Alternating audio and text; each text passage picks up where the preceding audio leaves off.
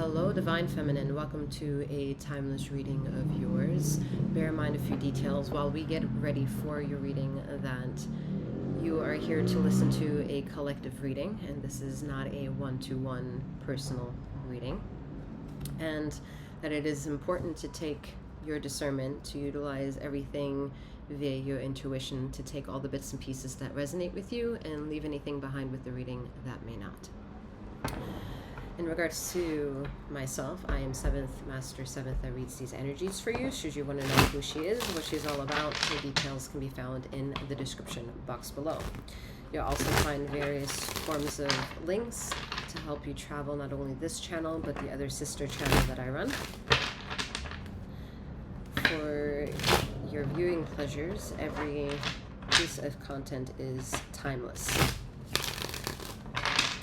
Remember that feminine and masculine energies are non-gender specific. However, femininity encapsulates both feminine and masculine energy, and masculinity also encapsulates feminine and masculine energy.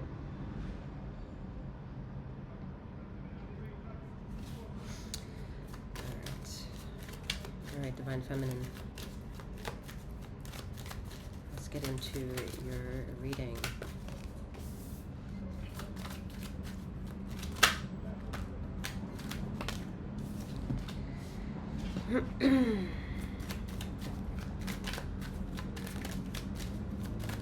Initially, when picking up this deck, I felt a lot of anxiety, and instead of it calming down, it's getting worse. It's speeding up. We're more or less trying to soak up energy and bring sense to them in the waking hours of the day. However, what you're also not realizing that is also evolving throughout the day are the things that you're fundamentally picking up at the time that you are resting. And whatever strain of impossibilities that you meet in the world of the astral travels or dreaming state or whatever that state is that we enter when we go to rest is the same force that kind of keeps being very present, okay, in your waking hours. They don't just dissipate. They just may not get attention. They may not get the attention that they want. You might not be active in that part of the moment. However, because it's in the same ticking of a 24-hour past, present, future time log, the timestamp of it being influential to you and trigger you and strike you are some of the residual dust bunnies of your waking moment stress. Like, you might think the problem when you're awake and you're dealing with a stressor, that the thing that is in that moment triggering you is triggering you, when it's not. There's another subliminal thing there that's kind of just leeching on to the opportunity of that being the moment where it can also represent itself. And so ultimately what the daylight of this conversation is asking you is to remember that the daylight returns to darkness, and the daylight rises from that said same darkness. So it would be imperative for you to accept, however you're going to accept the dialogue, to begin a conversation of what the terminology is in this so-called niche, shadow work. It is important for so many variable reasons that no longer desires to convince you of its importance. It is imperative that you step into the action of this, let's be real, exhaustive influence that is imposing itself onto you on and in your body. Whether that's mental, whether that's emotional, whether that's physical, it's imposing itself onto you now. And there's no getting out of it. And the only way out of it is moving the energies while you're through it. And it will be the best mental wellness for your mental health and mental, emotional depravities or physical depravities to connect with said problem and bring motion to it to lessen its impact of nuance pressure, nuance pain, nuanced stress onto you. For a lot of you, it's other related, meaning you're constantly in a battle of worrying about another person, and the other part of that is another stress. It's an other, and the an other is what's causing this mental breakdown. However, at the same time, an exhaustive need to be perfect at something, to put more work into something, put your time and attendance and attention to work, because you think that the more you focus on work, for example, well, you know, you're ignoring your anger, you're ignoring your pain, you're ignoring your physical discomforts, you're ignoring your mental discomforts, you're ignoring your emotional discomforts, because they're all distracting. Yet this distraction that you're paying attention to is also paying attention to you, because it's giving you a paycheck for paying attention to it.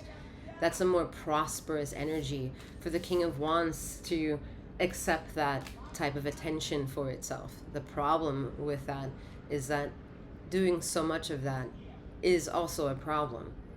The transaction of paying attention to one another is causing a shadow to also be like a heavy weighted vest that is taking enjoyment away from the thing that you're supposed to enjoy in putting so much focus into something, and it and you receiving a reward for both parties in question paying attention to one another.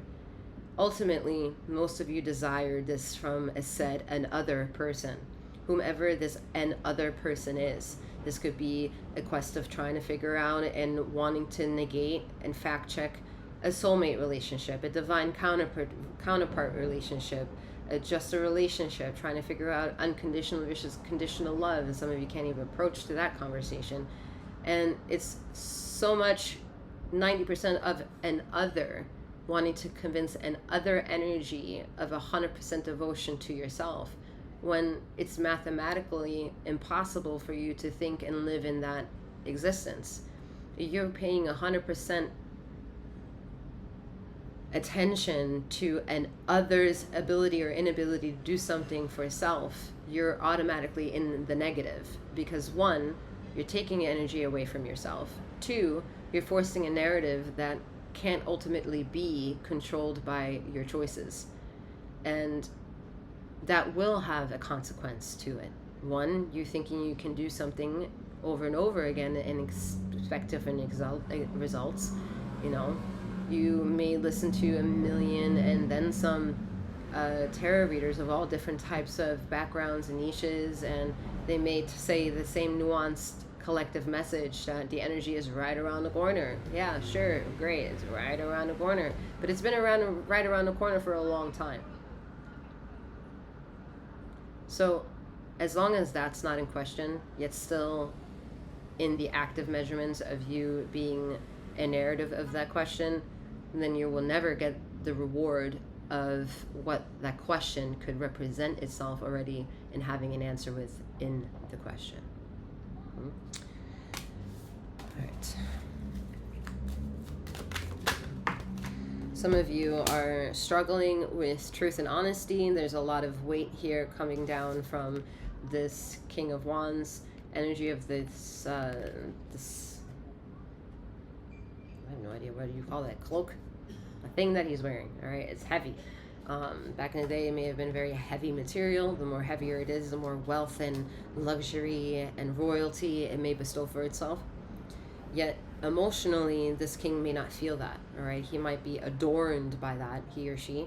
He might be this adornment of being in an amulet for something. Yet the amulet itself is just an amulet. It doesn't know the value of what it is, besides the value of what it is. It's like the sun knowing the sun is the sun, you know, and like you can't convince the sun that it's the sun. The sun is busy being the sun, right? And you can have so many nuanced words of what then the perspective of the word sun could be, because you can say, hey, would you look at the sun? And the way you make the words put together in English, it's like, do you mean the sun in the sky, or mean the sun as in the boy, you know? So it's like challenging the conversation of language to be also possibly multi-dimensional in definition and point of view. It gives itself a beauty in how complex the world is, but yet only due to our perception of such. Okay, besides that, things are very out there, out in the open, out for you to grasp, out for you to reason, make justifiable connection to or not on your own accord, or let go on your own accord, come to it with a sense of security and vulnerability at the same time with an openness, while maintaining a sense of vulnerability and armoring of self, all right? But putting yourself in a predicament where you're not exhausting yourself in the journey. You're maybe relying on another, like in this case, the other is the horse, all right? Maybe it's a long journey to get there, and a horse will make that journey maybe a bit easier on your part. At the same time, relying on another in this depiction of the story is that it might be easier on your part, but is it any easier with a horse? So although it can be a positive message, there be an underlying of like, well, are you sure? Like, are you positive that this is just as positive? You know, like there's always room to give a perspective of another. And the more you do it in a language where the worry and concern of another is in the same meshing and braiding of empathy, compassion, and sensitivity, then nothing can ever really could go wrong, all right? Because maybe the horse will enjoy working for you.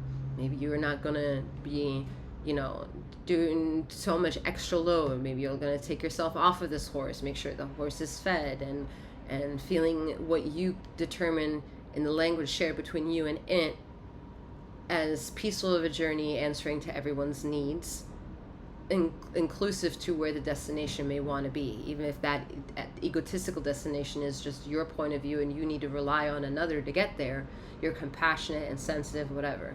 Some of you are struggling with this because you might be yearning to have compassion and empathy and sensitivity by enforcing that ideology of fantasyism to come into a fact check of your mind because your intuition tells you so, or you saw this person in your dream, or you just know you want to practice manifestations of some kind, that you want to fact check that. But the more you fact check that, the more you're not living in a beautiful, harmonious relationship with allowing another to validate that for you, so that way you're not exhausting yourself and the other.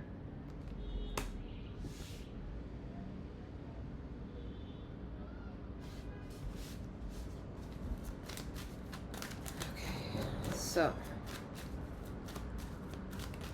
there may be a need to take all this energy that is more or less in disguise, asking to be held, asking to be loved, asking to be hugged, asking to be validated and paid attention to. You yourself need to gift yourself that in loving the world around you. It might be infested with circumstantial ways that you may look at the world around you and feel the infestation take place.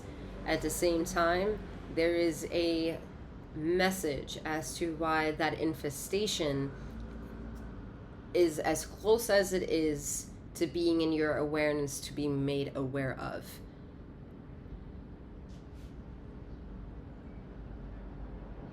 It's a very uncomfortable psychological process.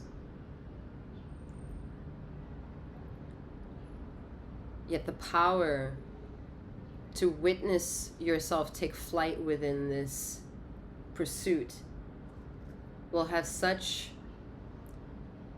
enriching empowerment engraved within this pursuit of self, that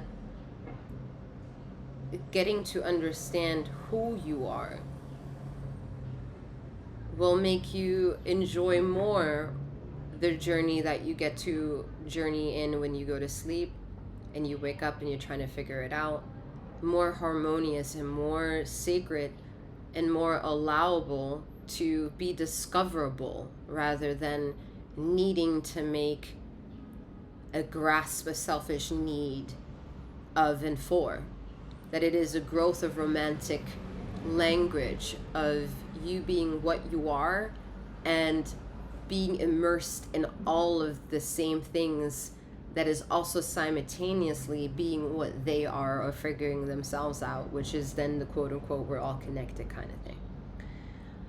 That raw, authentic way of living is a state of fear for a lot of individuals who are ironically living, which I find incredulous, because how ironic is it to feel so much anxiety in living?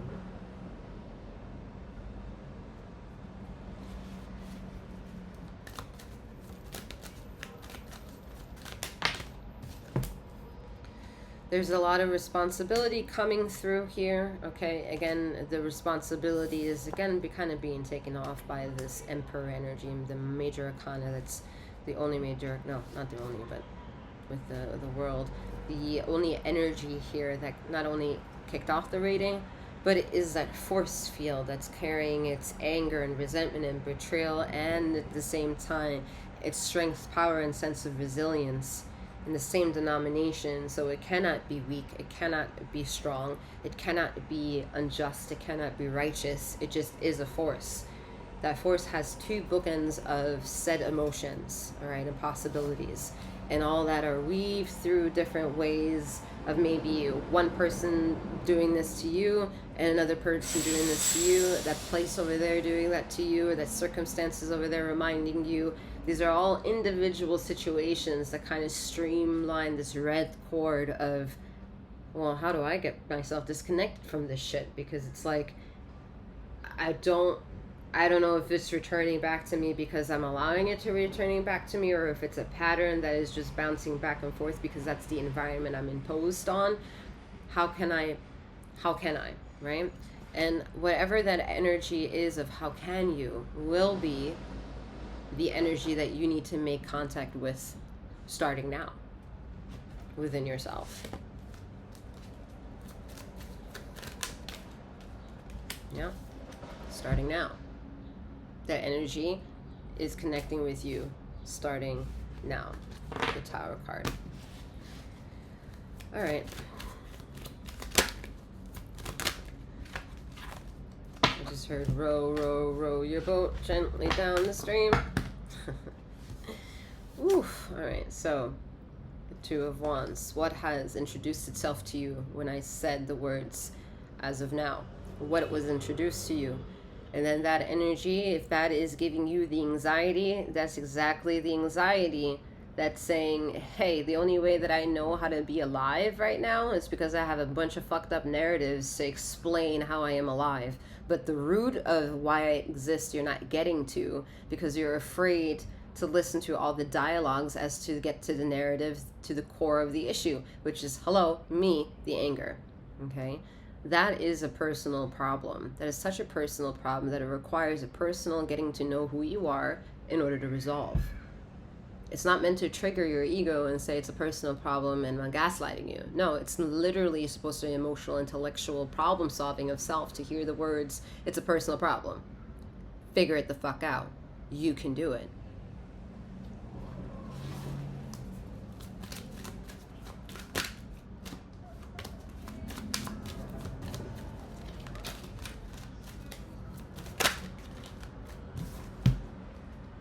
Figure it the fuck out. You can do it.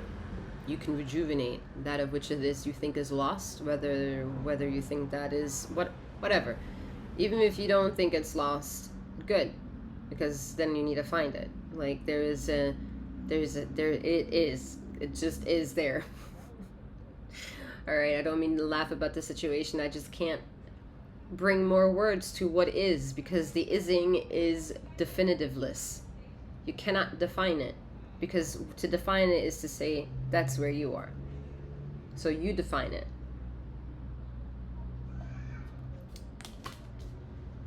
Whew. All right.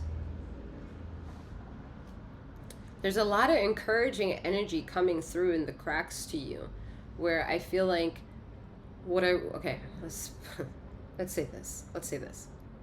Remember when I said the environment, some of you have an infestation going around you. And if this isn't like a hygienic infestation going on around you in any way, that may trigger you to be aware of the imperfection that might be around you.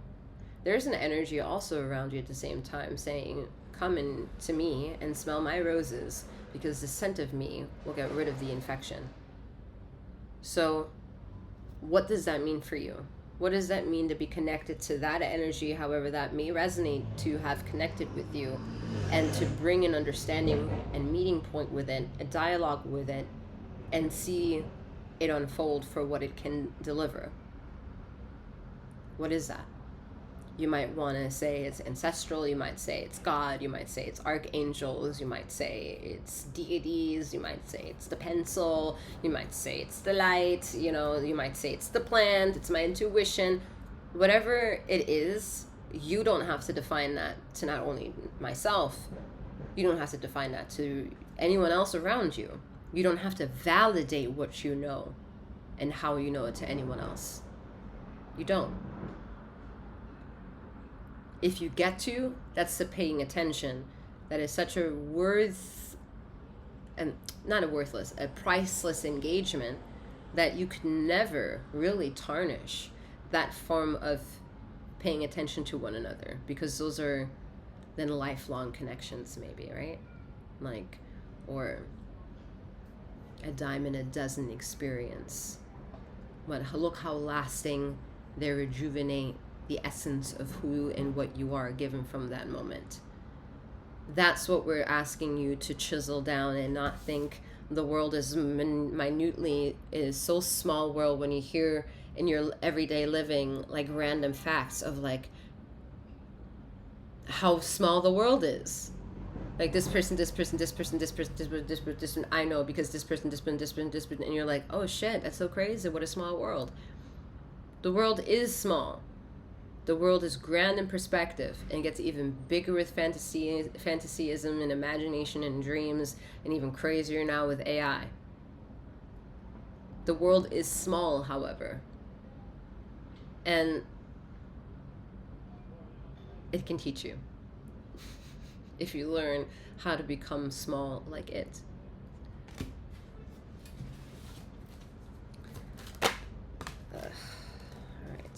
Seven of Cups. So it's not your fault to ask of certain standards of another.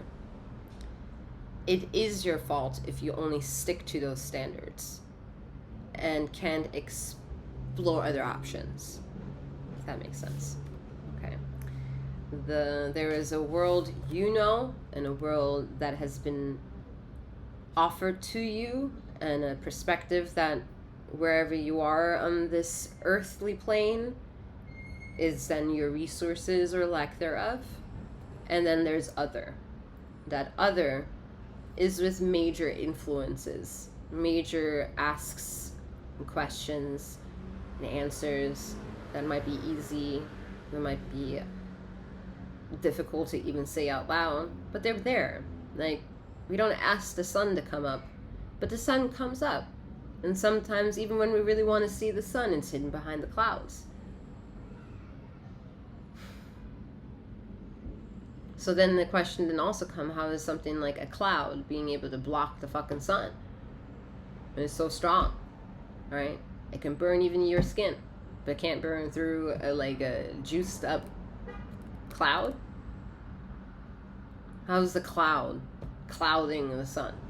And there are certain things that are meant to trigger your curiosity, because the beautiful part about you being a species of the Homo sapiens is that you get to process these reactions, and that processing mechanism makes you unique.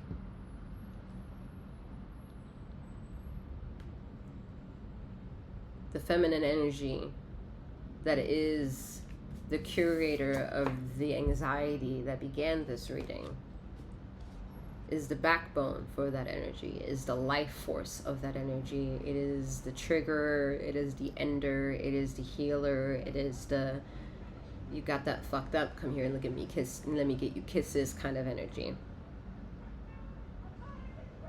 This is creation energy, of mother energy, and its finest way to discipline her children of species. And giving her fucking respect for treating her in the ways of her never being satisfied, for how unquestioning some things need to be. But yet, you question, the answers always do come. Interesting.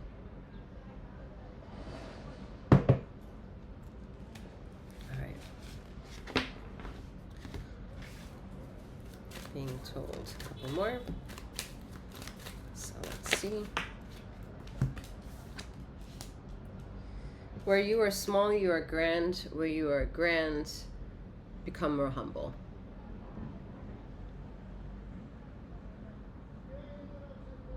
Become bigger in the world of unknowing and more eye-opening in a world where it's becoming and easy.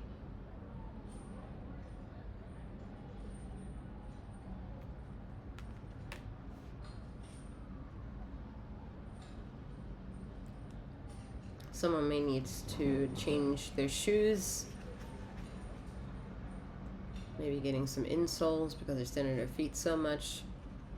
Someone may, this might be connected or not connected to the foot thing, but knees, inflammation of the knees, belly button. Someone may want to take off their belly button ring for a little while, especially if you've been struggling with menstrual cramps and stuff like that, or anything having to do with groin area issues.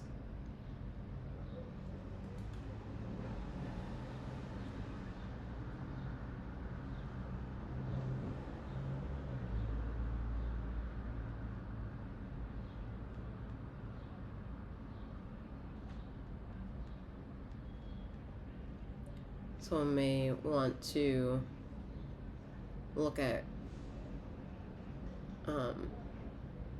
vibrational healing.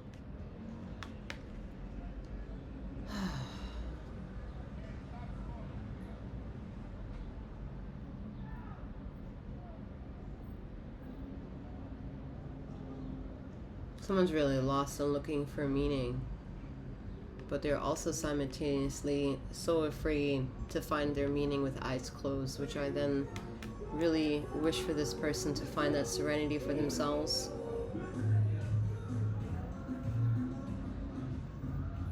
You can also utilize the information given below to reach out if need be. Alright, with that being said, ladies and gentlemen, and all those in between and beyond, I'm wishing you a wonderful morning, noon, or night, wherever you are in the ether of this time and space. I mean, you keep flowing, growing, and glowing. Take care.